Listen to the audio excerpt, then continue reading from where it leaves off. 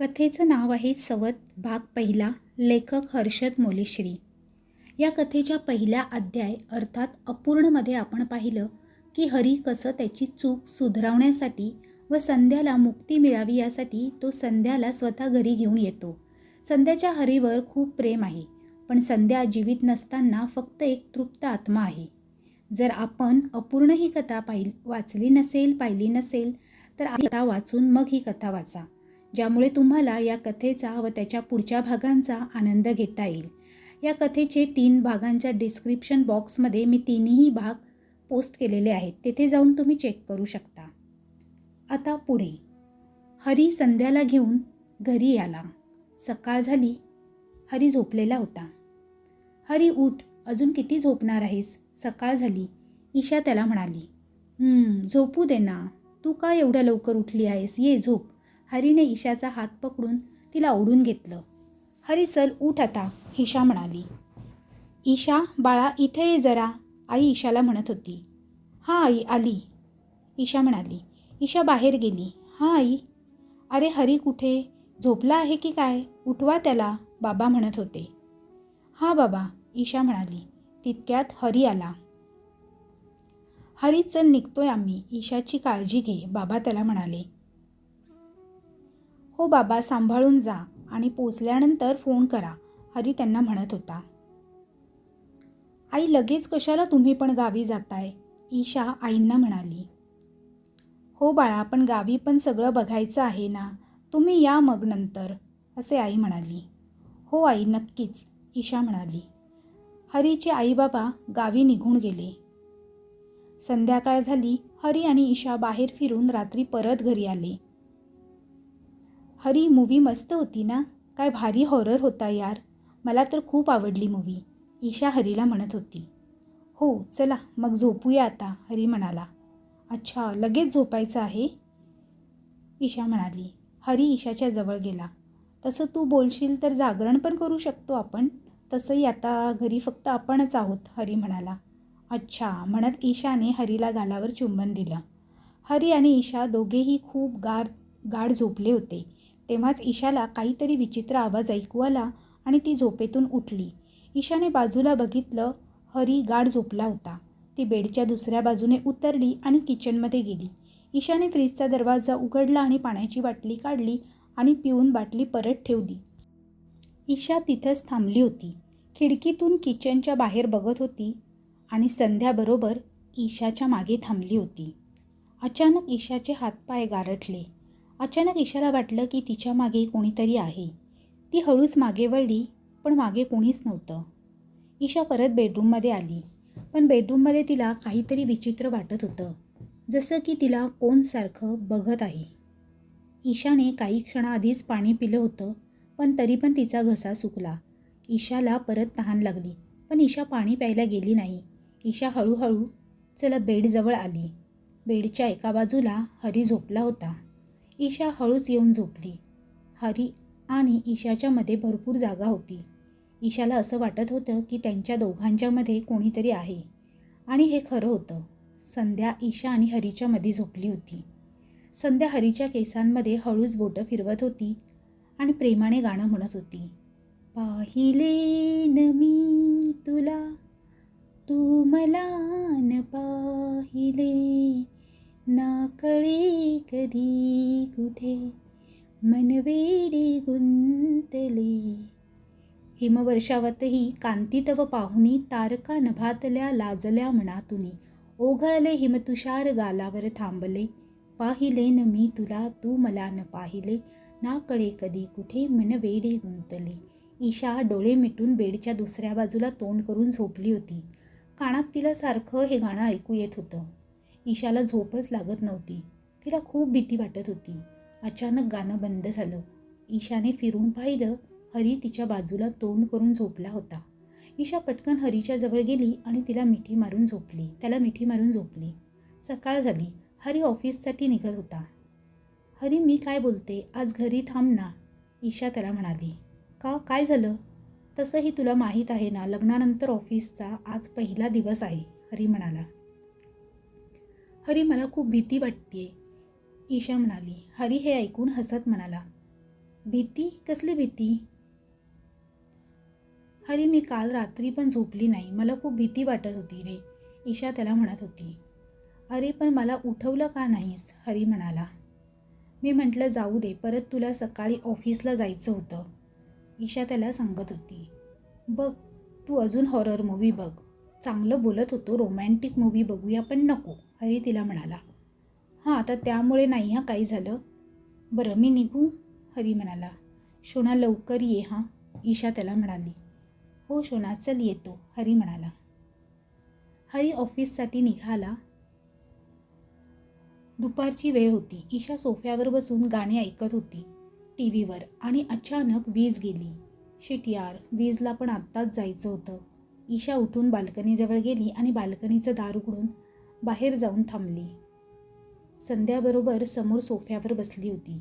तिने T व्हीचा remote हातात घेतला आणि टी व्ही चालू झाला.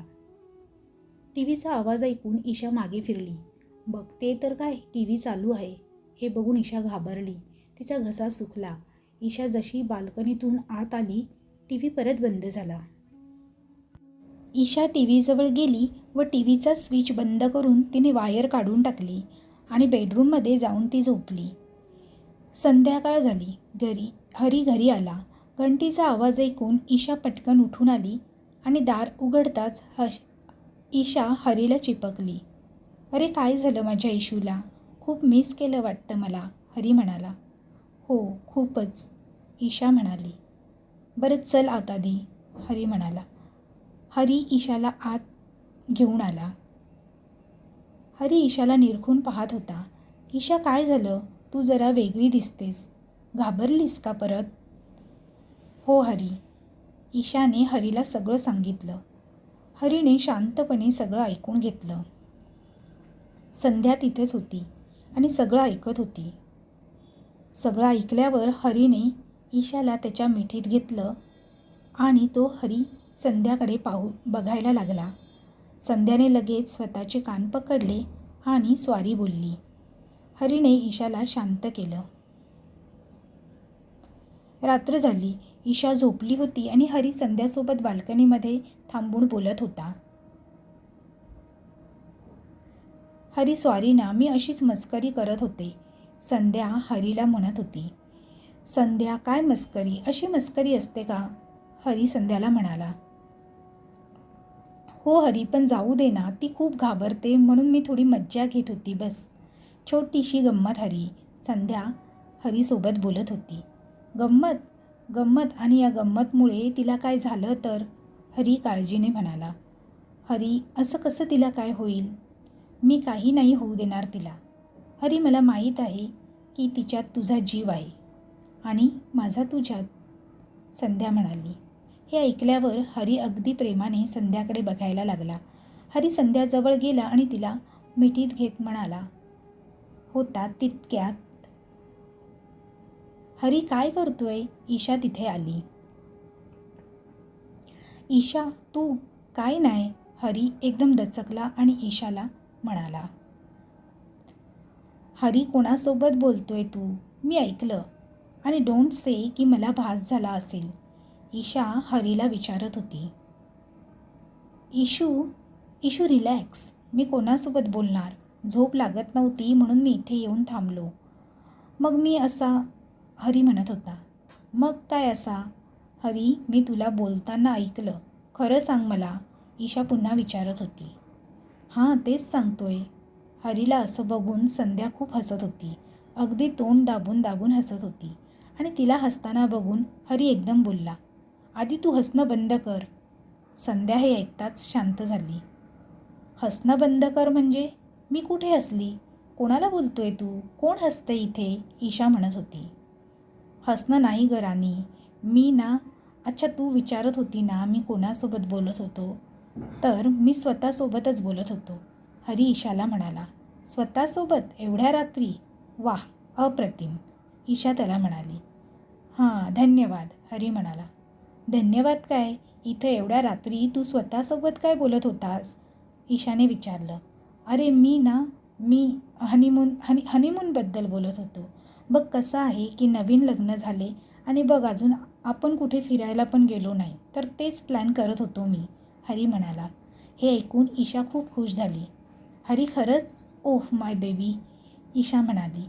ईशाने पटकन हरीला मिठीत घेतलं आणि एक बाजूने संध्याने हरीला इशारा केला वाह करून.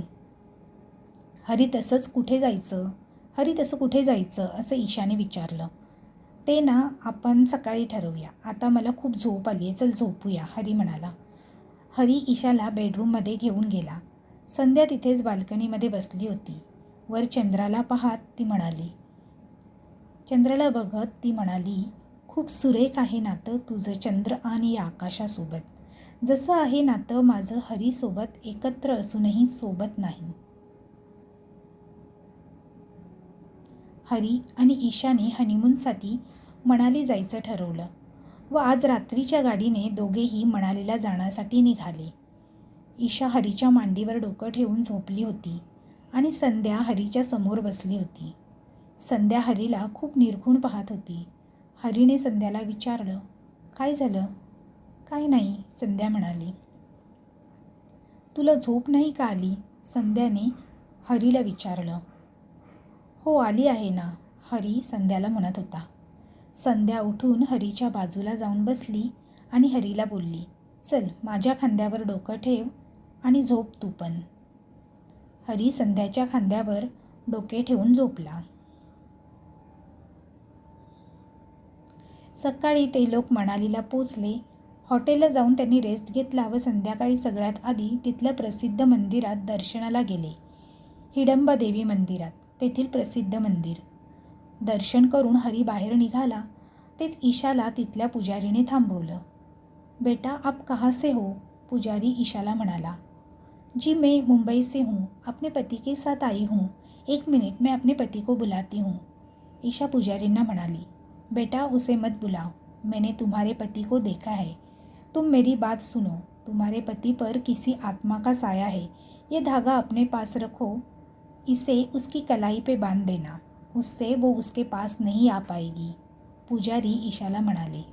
ईशा हे सगळं ऐकून विचारात पडली की काय करावं. पुजारी जे सांगतोय ते खरं असेल का? मग तिला तिच्यासोबत घडलेलं सगळं आठवलं व हरीचं त्या दिवशीचं वागणं आठवलं जेव्हा तो बाल्कनीमध्ये रात्री थांबला होता. ईशा हे सगळं विचार करतच होती तेव्हाच, ईशू चल, हरी आला आणि तिला म्हणाला. हां आली. ईशाने पटकन तो दोरा घेतला व त्या पुजारीच्या पाया पडून धन्यवाद बोलून ती निघून आली. किती वेळ ईशू, आणि तो पुजारी काय म्हणत होता? हरीने ईशाला विचारलं. काय नाही, असंच. हे बघ त्यांनी हा दोरा दिलाय, आपले नवीन लग्न झाले आहे ना म्हणून तुझ्यासाठी, ईशा त्याला सांगत होती. अच्छा असं काय, तू पण ना ईशू, हरी तिला म्हणाला. हरी बांधून घे ना, ईशा अगदी प्रेमाने हरीला म्हणाली. बरं बाबा हे घे बांध, हरी म्हणाला. हरीने त्याचा हात पुढे केला आणि ईशाने तो दोरा हरीच्या हातावर बांधला. बस खुश, हरी म्हणाला. हो खुश, ईशासुद्धा म्हणाली. मंदिरातून बाहेर पडताच संध्या हरीच्या जवळ आली, पण जवळ येताच तिच्या अंगात आग व्हायला लागली. तिला असं वाटत होतं की जणू तिला कोणी भट्टीत टाकून दिले. तेव्हाच संध्याची नजर हरीच्या हातावर पडली. त्याच्या हातावर तो दोरा बघून तिला समजलं की हे या धाग्यामुळे होतंय. संध्या पटकन तिथून निघून गेली. हरी ईशाला घेऊन हॉटेलला आला. तो सारखा संध्याला शोधत होता. मनातल्या मनात तिला आवाज देत होता, पण संध्या आली नाही. रात्र झाली. ईशा झोपली होती, पण हरी जागा होता. त्याला काय झोप लागत नव्हती. हरीला करमत नव्हतं. तो सारखं संध्याला आठवत होता. त्याला कसं तरीच होत होतं. हरी बेडवरून उठून खिडकीजवळ गेला. त्याने खिडकी उघडली आणि खिडकी उघडताच त्यानं पाहिलं की समोर रेलची पटरी आहे व गाडी थांबली आहे आणि समोर त्या पटरीवर संध्या बसली होती. संध्याच्या आजूबाजूला निळ्या रंगाची एक चमक होती. हरीला काहीच कळत नव्हतं की हे काय आहे, असं का होतंय. हरी पटकन खाली गेला. हॉटेलच्या बाहेर येताच त्याने पाहिलं की खाली सगळं नॉर्मल होतं, आधीसारखं. समोर त्याला ना रेल दिसली ना संध्या. हरीला काहीच सुचत नव्हतं. असल्या थंड वातावरणामध्ये सुद्धा त्याला घामाघूम झालेला होता. हरीने हाताने त्याचा घाम पुसला आणि तो मागे फिरला. मागे फिरताच त्याने पाहिलं की त्याच्या आजूबाजूला निळ्या रंगाची एक वेगळीच चमक इथून तिथे जात आहे. ती चमक हरीच्या जवळ येत नव्हती. हरीने हळूच त्या चमकेला हात लावला. हात लागताच ती चमक अदृश्य झाली. हरीला काहीच कळलं नव्हतं. तेव्हाच त्याने पाहिलं की संध्या समोर थांबली आहे. ती हरीपासून खूप लांब थांबली होती. हरी संध्याला बघून खुश झाला. त्याच्या डोळ्यातून अश्रू वाहू लागले. तो संध्याच्या जवळ जायला लागला, पण हरी जसा जवळ येत होता संध्या मागे मागे जात होती. संध्या सारखं हरीला इशारा करत होती, हात दाखवून, पण हरीला काहीच कळत नव्हतं. हरी असाच पुढे पुढे जात होता आणि संध्या मागे. तेव्हाच अचानक मागून आवाज आला, हरी. हरी मागे फिरला. बघतोय तर ईशा समोर उभी होती. हरीने परत मागे बघितले तर तिथं संध्या नव्हती. तेवढ्यात ईशाने लगेच येऊन हरीला मिठीत घेतलं. हरी, तू इथं काय करतोय आणि खाली का आलास एवढ्या रात्री? ईशाने हरीला विचारलं. हरी काहीच बोलण्याच्या शुद्धीत नव्हता. ईशा हरीला रूममध्ये घेऊन गेली. हरीने ईशाचा हात घट्ट पकडून ठेवला होता आणि हरी तसाच झोपी गेला. ईशा हरीच्या जवळ बसून होती. ईशाला सारखा हा प्रश्न मनात येत होता की हरी खाली का गेला असेल? तो एवढा घाबरला का आहे? सकाळ झाली. ईशा तिथंच बसल्या बसल्या बेडच्या बाजूला टेकून झोपली होती. हरी उठला. ईशा अजून झोपली होती. रात्री जे काय झालं हरीला ते थोडं थोडं आठवत होतं. हरी बेडवरून उठत होता तेव्हाच ईशाची झोप मोडली. हरी, उठलास? कसं वाटतंय आता? ईशाने हरीला विचारलं. ठीक आहे मी, हरी म्हणाला. हरी असं बोलून बाथरूममध्ये गेला. ईशाने तोवर चहा मागवून घेतला. हरी जसा फ्रेश होऊन आला तशी ईशा बोलली, हरी ये, मस्त गरमागरम चहा रेडी आहे. हरी येऊन बसला आणि चहा पिताना त्याने ईशाला विचारलं, ईशा, काल रात्री काय झालं होतं नेमकं? मी खाली आहे ते तुला तरी कसं कळलं? हरी, काल मी जेव्हा वॉशरूमला जाण्यासाठी उठली तेव्हा मी पाहिलं की तू बेडवर नव्हता. मी तेव्हा खिडकीतून पाहिलं की तू खाली थांबला आहेस. मी तुला वरतून 2 वेळा हाक मारली पण तू काय ऐकलं नाही, म्हणून मग मी खाली आली, ईशा म्हणाली. जेव्हा खाली आली तर बघितलं की तुझा लक्ष भलतीकडेच होता. घाबरलेला दिसत होतास तू खूप, आणि म्हणून मी तुला रात्री काही विचारलं नाही, ईशा म्हणाली. हरी, काय झालं? असं काही आहे का जे तू मला सांगितलं नाही आहेस किंवा लपवतोयस? ईशा म्हणत होती. हरीने एकदम संशय भरलेल्या नजरेने ईशाकडे बघितलं आणि बोलला, नाही. बरं सोड, जाऊ देत. आज संध्याकाळी निघायचं आहे, लक्षात आहे की विसरलास? ईशा म्हणाली. हो, हरी म्हणाला. संध्याच्या विचारात हरी जणू हसणं विसरून गेला होता. तो एकदम शांत झाला होता. संध्याकाळी ते दोघं मुंबईला परत येण्यासाठी निघाले. हरी सारखं ईशा काही बोलली की मोजकं उत्तर देऊन गप्प बसत होता. ईशा पण हरीच्या अशा वागण्यामुळे चिडली होती व तीही शांत झाली. दोघे पण गाडीत बसले होते. हरी झोपला होता. गाडीमध्येच थांबली सिग्नलमुळे आणि ईशाची झोप उडाली. ईशाने गाडीच्या खिडकीतून बाहेर बघितलं तर खूप काळोख होता. अमावस्येची रात्र होती. चंद्रही जणू कुठे लपला होता. तेव्हाच ईशाला सगळीकडे निळ्या रंगाची चमक दिसू लागली. ईशा तिच्या जागेवरून उठली आणि गाडीच्या दारावर येऊन थांबली. ती चमक हळूहळू ईशाच्या जवळ येत होती. ईशा त्या चमकला बघून मोहित झाली आणि गाडीच्या खाली उतरली आणि त्या चमकच्या जवळ गेली. जवळ जाताच ती निळ्या रंगाची चमक अदृश्य झाली आणि तेव्हाच गाडीचा हॉर्न वाजला. ईशा पटकन गाडीत चढायला जातच होती तेव्हा वरतून तिच्या अंगावर मंदिरातून दिलेला जो दोरा तिने हरीच्या हातात बांधला होता तसे दोरे पडायला लागले. ईशा जशी तशी धावत गाडीजवळ आली पण गाडी चालू झाली. ईशा धावत होती गाडीच्या मागे तेव्हाच तिच्या पायात त्या दोऱ्याची गाठ बसली आणि ईशा खाली पडली. हरी घाबरून उठला. अगदी घामात भिजला होता तो. ईशा समोरच्या सीटवर झोपली होती. गाडी चालू होती. नशीब स्वप्न होतं. हरी ईशाच्या जवळ गेला आणि त्याने तिच्या डोक्यावर हात ठेवला. तेव्हाच त्याचं लक्ष त्या दोऱ्यावर गेलं. तेव्हा हरीला आठवलं की काल रात्री पण जेव्हा त्याला संध्या दिसली ती इशारा करत होती, सारखं हात दाखवत होती. आता पण त्याच्या स्वप्नात त्याने पाहिलं की ईशाच्या अंगावर ते दोरे पडत आहेत व त्याच दोऱ्याने तिच्या पायात गाठ बसली. हरी मनातल्या मनात बोलला. जेव्हापासून ईशाने माझ्या हातात दोरा बांधला आहे तेव्हापासून संध्या दिसली नाही. बहुतेक ती मला हेच सांगायचा प्रयत्न करतेय. हरी पटकन उठला आणि गाडीच्या दाराकडे गेला. त्याने जशी तशी त्या दोऱ्याची गाठ खोलली आणि गाडी तेव्हा एका पुलावरून जात होती. खाली नदी होती. हरीने पुढचा विचार न करता तो दोरा खाली फेकून दिला आणि डोळे मिटून तसाच तिथे थांबून राहिला. तेव्हाच संध्या बरोबर त्याच्या मागे येऊन थांबली. संध्या हरीच्या मागे थांबली होती. हरी हळूच मागे फिरला, पण संध्या हरीच्या समोर आली नाही. हरी त्याच्या सीटवर जाऊन बसला. ईशा झोपली होती. सकाळ झाली. हरी आणि ईशा घरी पोचले. Finally home sweet home. बरं वाटलं आता, ईशा म्हणाली. हरीने काहीच उत्तर दिलं नाही. तो शांतच उभा होता. संध्याकाळ झाली. हरी बाल्कनीमध्ये थांबला होता. ईशाला काहीच कळत नव्हतं की हरी असा का वागतोय. ईशा हरीसोबत बोलण्यासाठी बाल्कनीमध्ये आली, पण तेव्हाच तिचं लक्ष हरीच्या हातावर गेलं. हरी, तुझ्या हातावरचा दोरा, तिने विचारलं. हरीने ईशाकडे पाहिलं आणि बोलला, माहीत नाही, पडला असेल. असं कसं पडला, ईशा विचारत होती. ईशा स्टॉप इट यार, बोललो ना माहीत नाही, हरी अगदी रागात तिला म्हणाला. हरी, तुला झालंय काय? तू काय एवढा चिडतोय? कधीपासून बघते मी, एकटा एकटा बसून राहतो, ना नीट बोलतोय ना नीट वागतोय. काय झालंय का, तिने विचारलं. ईशा, जस्ट लिव्ह इट यार, I am not in the mood of any conversation, please just leave it. हरीचा राग त्याच्या बोलण्यावरून स्पष्ट दिसत होता. ओके, ठीक आहे, जाते मी. ईशा बेडरूममध्ये जाऊन बसली. ईशा रडत होती.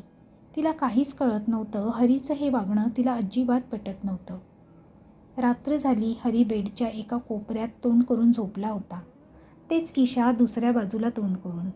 दोघेही जागे होते, पण एकमेकांसोबत बोलत नव्हते. हरीला माहीत होतं की चूक त्याची आहे, पण तो सध्या फक्त संध्याचा विचार करत होता की ती कुठे गेली. दिवस असेच जात होते. संध्या परत हरीला कधी दिसली नाही, ना स्वप्नात ना प्रत्यक्षात. हरीने त्याची चूक स्वीकारली. त्याने ईशाला सोबत भरपूर वेळा बोलण्याचा प्रयत्न केला, पण ईशाच्या मनातून तो राग काही जात नव्हता. सगळं एकदम विस्कटलं. हरी आणि ईशाच्यामध्ये वाद वाढायला लागले. संध्या पण परत हरीला दिसली नाही. एक दिवस हरी ऑफिसमध्ये डोळे मिटून खुर्चीवर मान वर करून बसला होता. तेव्हाच त्याला अचानक एक वेगाचं दृश्य दिसलं.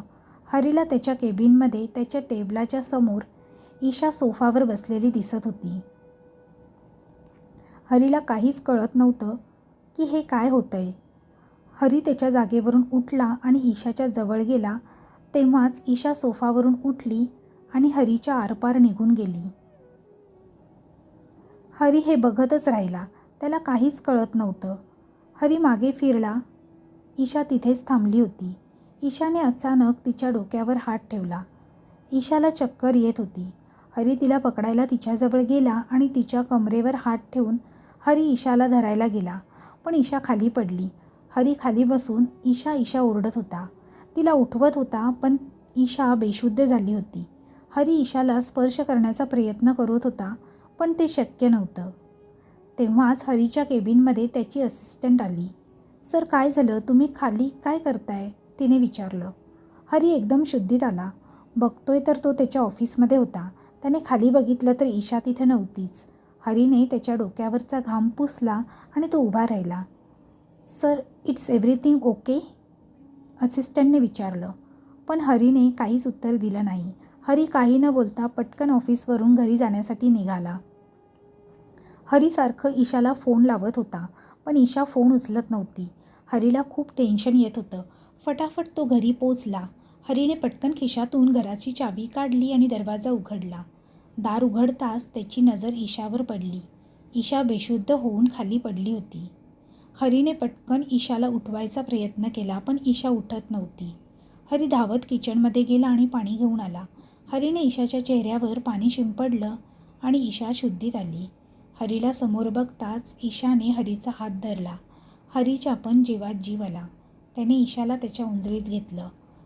हरी ईशाला दवाखान्यात घेऊन आला. घाबरायची काही गरज नाही आहे, अशा सिच्युएशनमध्ये हे नॉर्मल आहे, पण काळजी घ्या, डॉक्टर सांगत होते. सर म्हणजे? हरी म्हणाला. मीन्स तुमची वाईफ प्रेग्नेंट आहे. Soon you gonna have a baby, doctor म्हणाले. हरी आणि ईशा हे ऐकून खूप खुश झाले. हरी ईशाला घेऊन घरी आला. घरी येताच ईशा बोलली, Hari, what do you think, काय होईल, बेबी गर्ल और बॉय? ईशा म्हणाली, माहीत नाही, पण I am damn excited dear, Hari तिला म्हणाला. तुला माहीत आहे, मी तर नाव पण ठरवून ठेवले आहेत, ईशा त्याला म्हणाली. अच्छा, हरी बोलला. हो, हरी एकदम वेगळं वाटायला लागले आज. हरीने ईशाकडे पाहिलं आणि गालातल्या गालात हसला.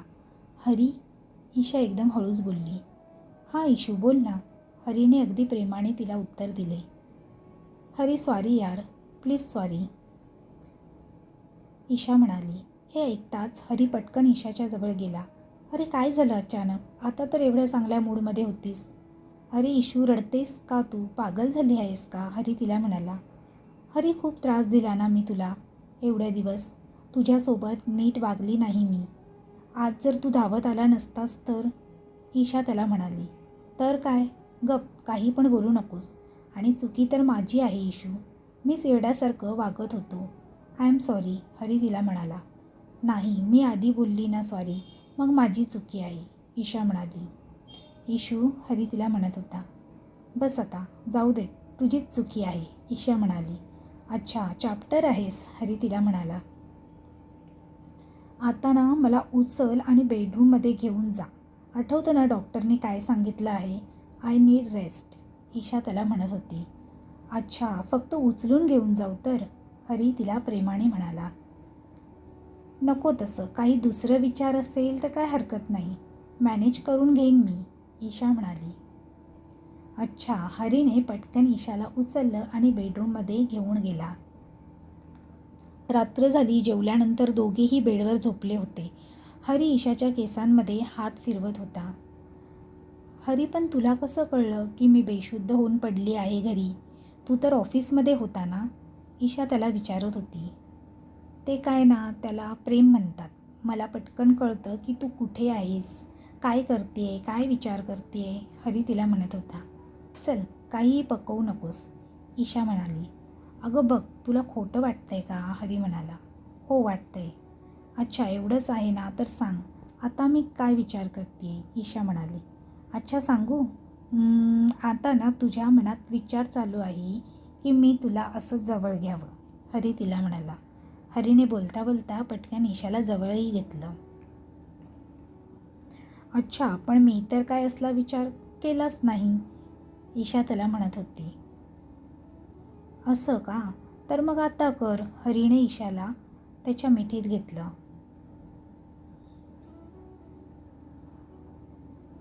ईशा झोपली होती, पण हरीला झोप लागत नव्हती. तो सारखं आज जे घडलं, त्याला ऑफिसमध्ये जे सगळं दिसलं त्याचा विचार करत होता. हरीला खात्री होती की जे काय झालं त्याच्या मागे संध्याच आहे.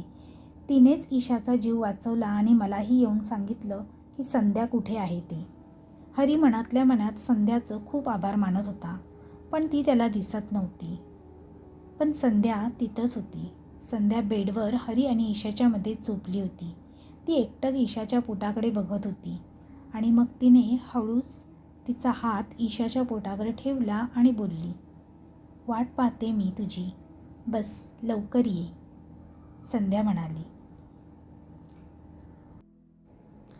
तर आता पुढे ईशा हरीला पुन्हा दिसते की नाही, त्याचप्रमाणे हरी आणि ईशाच्या आयुष्यात पुढे काय गोष्टी घडतात हे आपण पुढच्या आणि अंतिम भागात पाहणार आहोत. तर पुढचा आणि शेवटचा भाग पाहायला अजिबात विसरू नका. आणि जर तुम्हाला माझ्या कथा आवडत असतील तर तुमच्या मित्रपरिवारांसोबत शेअर करायला विसरू नका. कथा आवडली असेल तर व्हिडिओला लाईक करा आणि चॅनेलला सबस्क्राईब करा. तसेच बेल आयकॉनवर क्लिक करून ऑलवर सेट करा, जेणेकरून तुम्हाला नवनवीन व्हिडिओचे नोटिफिकेशन लगेचच मिळतील. धन्यवाद. थँक्यू.